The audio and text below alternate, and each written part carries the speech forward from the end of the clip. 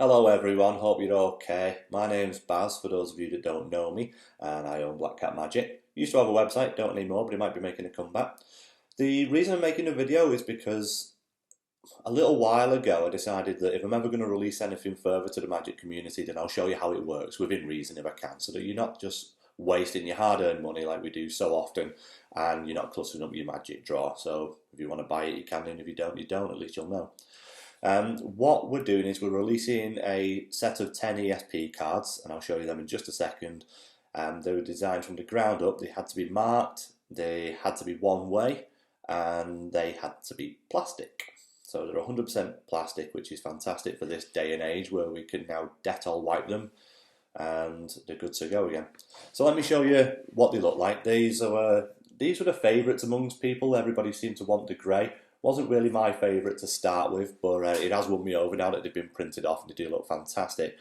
Because of the grey, they do prevent any accidental marks such as smudges or fingerprints or anything of that kind of nature. So they're really good for durability and for staying nice and clean, really. But again, you can wipe them down with Dettol wipes and that kind of stuff if you are performing.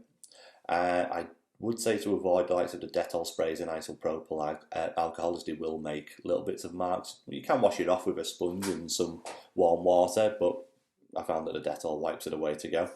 So let me show you what they look like. So you've got your standard ESP symbols on the fronts of the cards, of course, and the backs. They're set out with the ESP symbols running parallel, and for those that use the banner check ploy where he gets them to think of one of the 5 symbols, then you can still do that if you want. The marking system itself has been named it's written in the stars principle or method marking system, because it'll now give you an idea as to where you're looking. So if I was to show you the circle, for example, to start with, if you imagine that each point in the star represents one of the ESP symbols, then the very top at the 12 o'clock point would be the circle, and then going clockwise, there'll be 2, 3, 4 and 5. And that's all you're looking for. Very easy to get familiar with. And as you can see at the very top of this one, the point is rounded off. So because it's rounded off, that means that it's now the circle. That's the marked card. So that's your circle.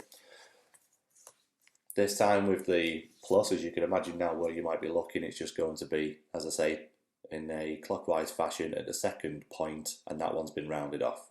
So that's now your plus sign. Very easy. Surprisingly easy to see at a really good distance as well, which I didn't think it would be when I first put these together, but I've been able to spot them about 3 feet away, if not more. Not that I've been running around putting them all over the place trying to spot them, but a good 3 feet across the table, and I've still been able to spot which card's which. Another subtlety about them is that you'll be able to see what card's what from a spread, and they spread on the table really easily. As you can see, they don't stick to each other or anything like that. They're very smooth because it's plastic.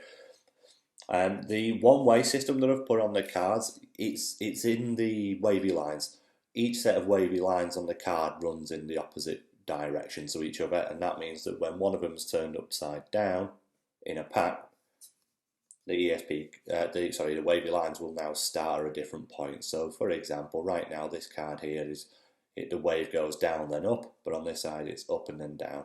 So then when the card's inserted the wrong way inside the pack, there'll be one that is now starting up and going down, and all the rest will look like that. So it gives you an idea in a spread which card's which.